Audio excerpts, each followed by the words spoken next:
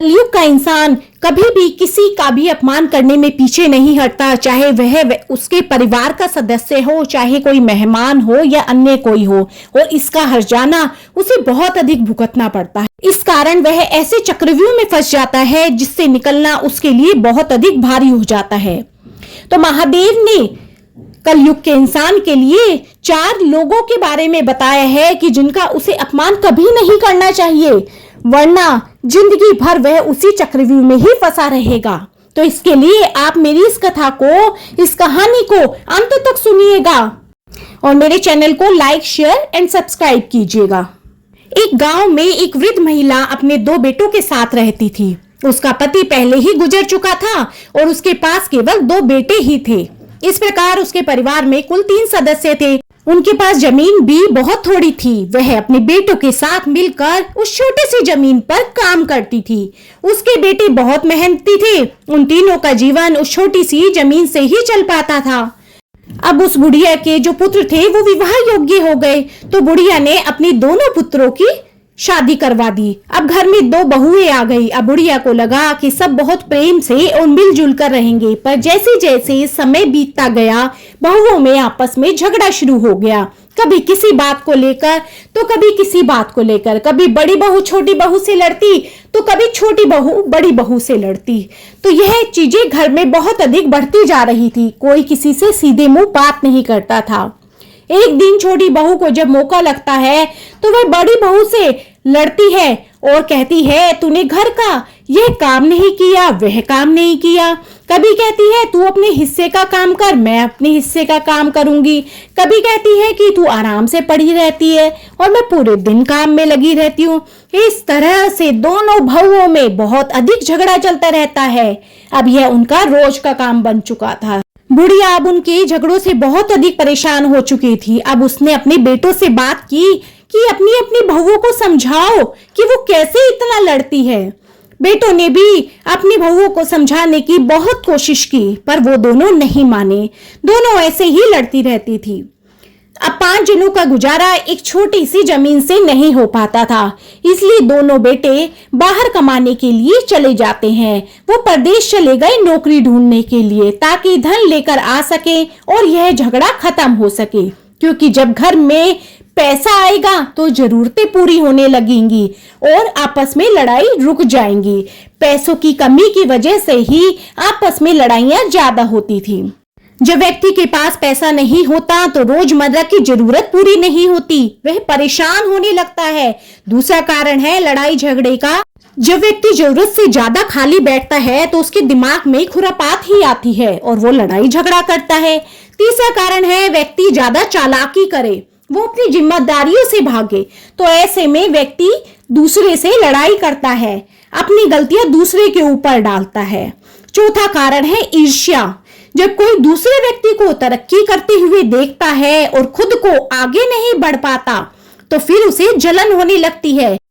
फिर ऐसे में लड़ाइयां और अधिक होने लगती है। वृद्ध महिला के जब पुत्र बाहर गए प्रदेश में कमाने के लिए, तो उन्होंने अपनी पत्नियों को कहा कि पीछे से माँ का ध्यान रखना, लड़ाई झगड़ा मत करना, हम पैसा कमाने के लिए जा रहे हैं, फिर तुम्हारी जो भी इच्छाएं होंगी आकर के हम वो पूरी करेंगे।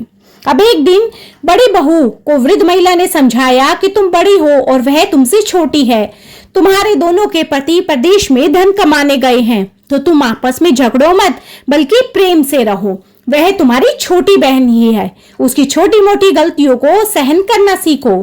कहा जाता है कि क्षमता, धीरज रखना बड़ों को शोभा देता है। अगर छोटी गलती भी करे तो उसे क्षमा कर दो और समझाओ, क्योंकि तुम बड़ी हो और जो बड़े होते हैं वो सदैव सम्मान के पात्र होते हैं।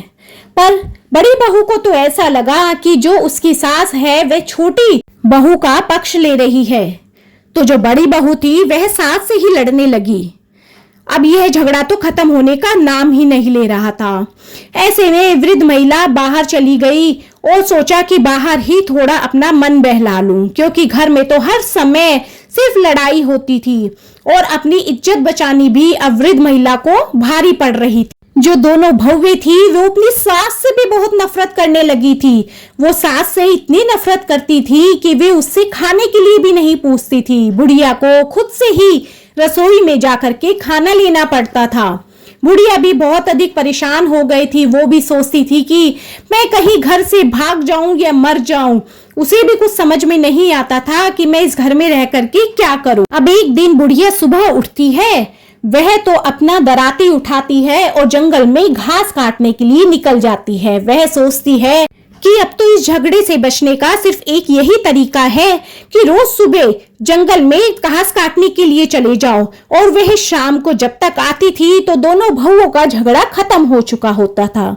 अब उस बुढ़िया ने यही नियम अपना लिया था और जंगल में जाते जाते वह सिर्फ भगवान शिव को याद करती जाती थी, महादेव का नाम लेते हुए जाती थी। तो एक बार जब बुढ़िया जंगल में घास काट रही थी, तभी उसके पास एक विशाल सर्प आया जो कि स्वयं भगवान शिव थे। विशाल सर्प को देखकर बुढ़िया कांपने लगी। उसे लगा कि आज तो जान नहीं बचेगी, सर्प उसे निश्चित ही खा जाएगा। परंतु सर्प ने उसको बोला कि बुढ़िया माई, मुझसे डरो नहीं, मैं तुम्हें कोई हानि नहीं पहुंचाऊंगा। मैं यहाँ तुमसे अपना दुख साझा करने आया हूँ, क्योंकि मैं बहुत परेशान और दुखी हूँ। सर्प के मनुष्य की भाषा में बोलने पर वृद्ध महिला के दिल को कुछ शांति मिली। उसने एक गहरी सांस ली और सोचा कि सर्प मनुष्य की आवाज में बोल रहा है। फिर वृद्ध महिला ने पूछा कि हे नाग देवता, बताइए आपको क्या परेशानी है। तब नाग कहने लगे, माता, कई दिनों से मैं भूखा हूँ, मुझे खाने के लिए कुछ नहीं मिल रहा। यदि आप मुझे कुछ खाने को दे दें तो मेरे प्राण बच जाएं। मैं बिल्कुल मरने की कगार में हूँ, क्योंकि मैं जिस आश्रम पर रहता हूँ उस आश्रम के जो ऋषि थे उनका देहांत हो चुका है। वो एक गाय को पालते थे, उस गाय का दूध मुझे पिलाते थे और स्वयं भी पीते थे, उसी से मैं जीवित था। लेकिन हमारा पालन करने वाला, मुझको दूध पिलाने वाला अब इस दुनिया में नहीं रहा। यदि आप मेरे लिए कहीं से भी दूध ला सके तो आपकी बड़ी कृपा होगी, इससे मेरी जान बच जाएगी। और यदि थोड़ा दूध मिल जाए तो हमें पिला दीजिए। तब वृद्ध महिला ने जब यह सुना तो नाग के दुख को सुनकर बुढ़िया की आंखों में पानी आ गया। बुढ़िया कहती है, ठीक है नाग देवता, मैं आपके लिए दूध लेकर के आती हूँ। बुढ़िया अब अपने घर पर जाती है और छुपा करके नाग देवता के लिए दूध लेकर के आती है। अब तो रोज बुढ़िया यही करने लगी कि छुपा करके घर से दूध लेकर के आती थी और नाग देवता को पिलाती थी, क्योंकि दोनों बहुएं तो अपने झगड़े करने में लगी रहती थी। तो इतने में चुपचाप से बुढ़िया दूध ले आती थी। अब एक दिन बड़ी बहू ने छोटी बहू से कहा कि घर का दूध सारा कहाँ चला जाता है, तू पी जाती है क्या? तब छोटी बहू ने कहा, नहीं, मैंने तो कोई दूध नहीं पिया। अब वह दोनों बहुएं नजर रखने लगती हैं। अब इस बार जब बुढ़िया दूध लेकर के जाती है तो बड़ी बहू ने देख लिया कि वह दूध लेकर के जा रही है। तो बड़ी बहू पीछे पीछे चुपचाप बुढ़िया के जाती है और जंगल में जाकर के देखती है कि वह तो सर्प को दूध पिला रही है। अब बड़ी बहू बुढ़िया के साथ बहुत अधिक लड़ती है और बोलती है कि बुढ़िया, तू तो पागल हो गई है, जो कि तू सर्प को दूध पिला रही है। अब बहुओं को लगा कि सर्प कोई दैत्य है और यह बुढ़िया भी कोई चुड़ैल बन गई है, इसलिए तो यह घर से इतना इतना दूध लेकर के जाती है और इतने बड़े सर्प को पिलाती है। इससे तो हमारे बच्चे तो भूखे रह जाते हैं और यह सांप दूध पीता है। अब दोनों बहुओं ने बुढ़िया के साथ बहुत अधिक लड़ाई की और उसको घर से निकाल दिया।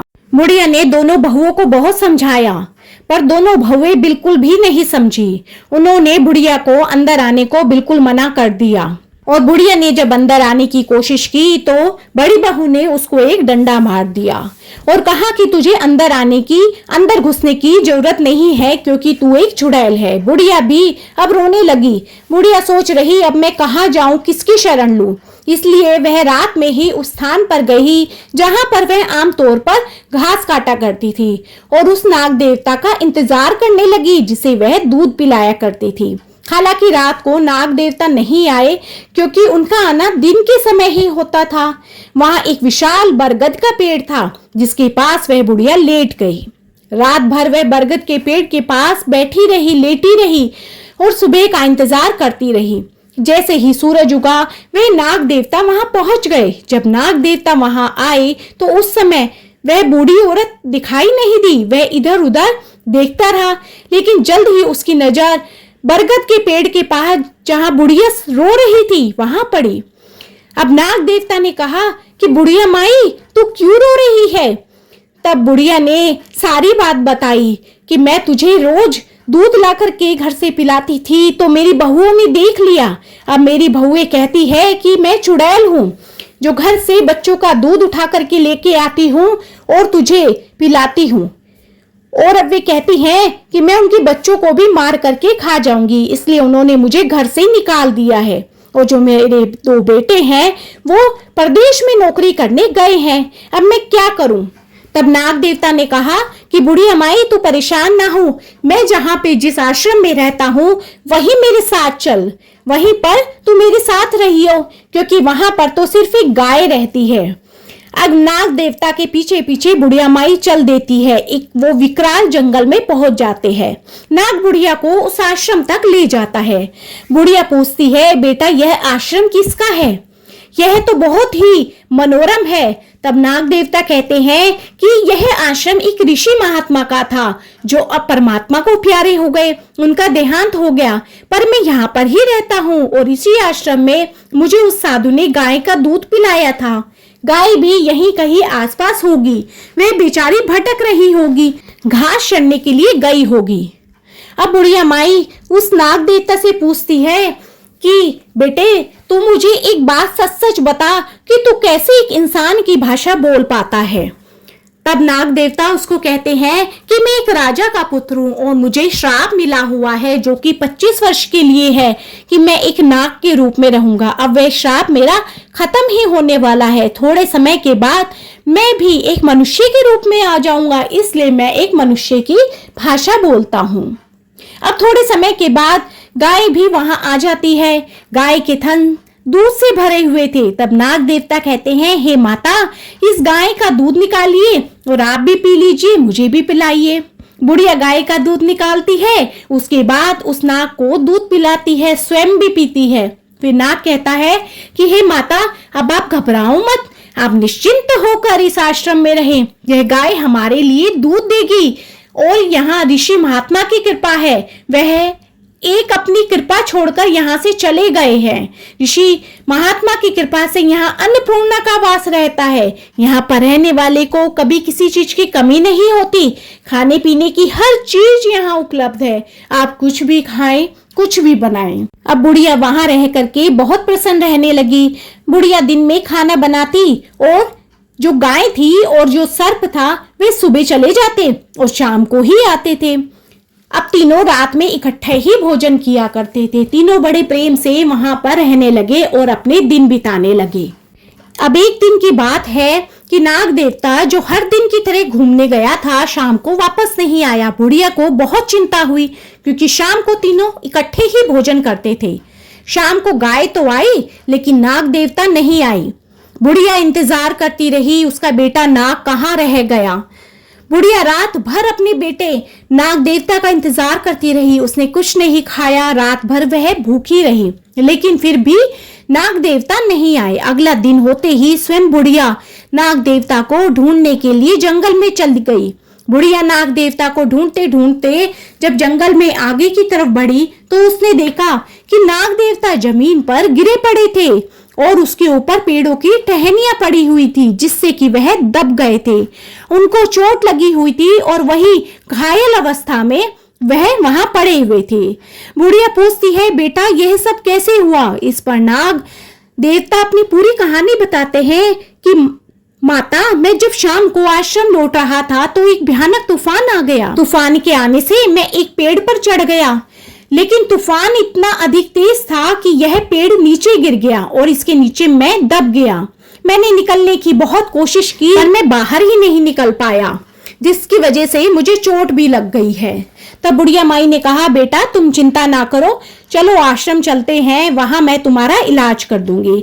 अब बुढ़िया माई उस नाग देवता को आश्रम में ले गई और कुछ पत्तियों को पीस करके उसको औषधि के रूप में नाग देवता को लगा दिया, जिससे अब धीरे धीरे नाग देवता बिल्कुल पहले की तरह ही स्वस्थ हो गए। अब 1 साल बीत जाने के बाद शिव नाग देवता का रूप छोड़कर फिर एक मनुष्य के रूप में आ जाते हैं। अब वह बेहद ही सुंदर राजकुमार बन जाते हैं। उन्हें एक सुंदर और रूपवान राजकुमार के रूप में देखकर बुढ़िया बहुत खुश हो जाती है और बार बार उन्हें प्यार से छूती है। बुढ़िया माता की खुशी का ठिकाना ना रहा।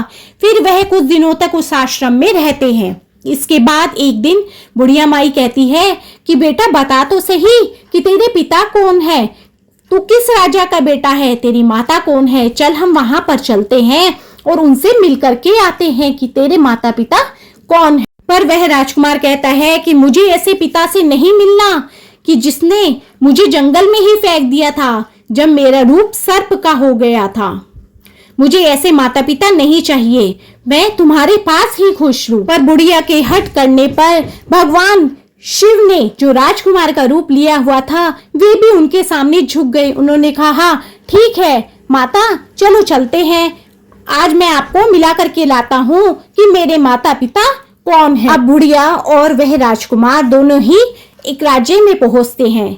अब वह राजकुमार वहां के मंत्री से जाकर के कहता है कि मुझे यहाँ के राजा और रानी से मिलना है। तब मंत्री कहता है कि राजा रानी आपसे इस समय नहीं मिल पाएंगे क्योंकि उनकी ऐसी हालत नहीं है कि वे आपसे मिल सके।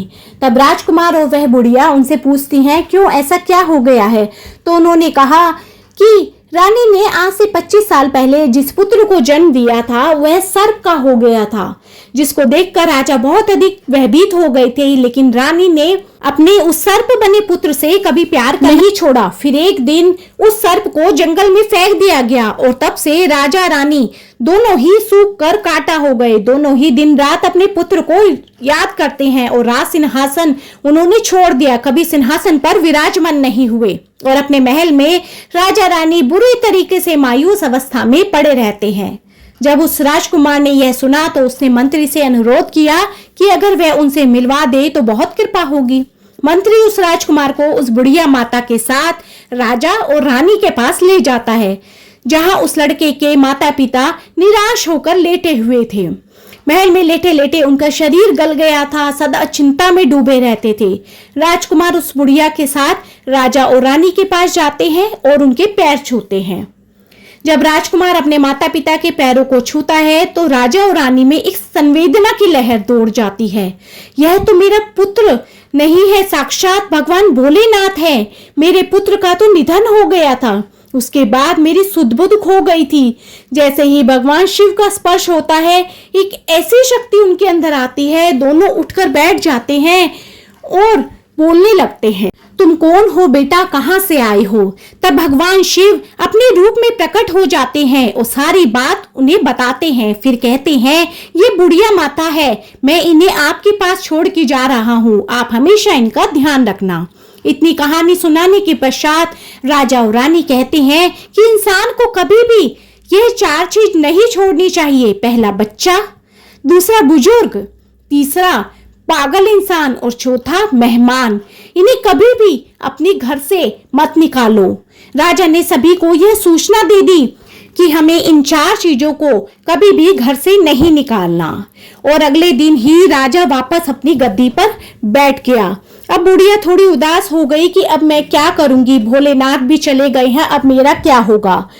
परंतु जो राजा थे उन्होंने उनको राजमाता का सिंहासन वहां पर दे दिया। अब बुढ़िया बहुत अधिक प्रसन्न हो गई। परंतु जब उसके बेटे वहां घर पर लौटे तो उन्होंने माँ को नहीं पाया। तो उन्होंने अपनी पत्नियों से पूछा कि हमारी माँ कहाँ है।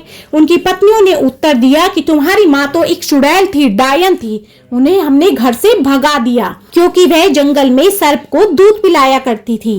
अपनी पत्नियों की इस बात को सुनकर बूढ़ी माँ के दोनों बेटे क्रोध से भर उठे और उन्होंने अपनी पत्नियों को डांटते फटकारते हुए उन्हें घर से निकलने को कहा और कहा कि माँ को घर में लेकर के ही आना। पर उन्हें तो पता ही नहीं था कि असल में वो बुढ़िया माँ थी कहाँ। अब थोड़े समय के बाद उनके बेटों को पता चला कि जो उनकी माँ थी उसको एक राजमाता का पद प्राप्त हो चुका है। बच्चे तो बहुत खुश थे, लेकिन उनके घर में अब बहुत अधिक लड़ाई होती थी क्योंकि उनका कहीं भी कोई मान सम्मान नहीं था। उनके जो अपने बच्चे थे वह भी उनसे लड़ते रहते थे, वह भी उनकी कोई इज्जत नहीं करते थे, समाज में उनकी कोई इज्जत नहीं थी। बेटे भी अब अपनी माँ के पास जाकर के कहते हैं कि माँ हमारे साथ चलो, पर उनकी माँ अब उन्हें मना कर देती है और उन्हें आशीर्वाद देती है कि तुम सब अपनी पत्नियों के साथ, बच्चों के साथ सुखपूर्वक अपना जीवन व्यतीत करो। वृद्ध माँ का बेटा और पोता तो अपने जीवन में खुश थे, लेकिन बहुएं अब बहुत अधिक दुखी थी। भगवान शिव उन्हें अपने कर्मों का फल दे रहे थे। इतना कहकर भगवान शिव इस कथा को समाप्त करते हैं और माता पार्वती से कहते हैं कि हमें अपने घर से कभी भी माता पिता को नहीं निकालना चाहिए।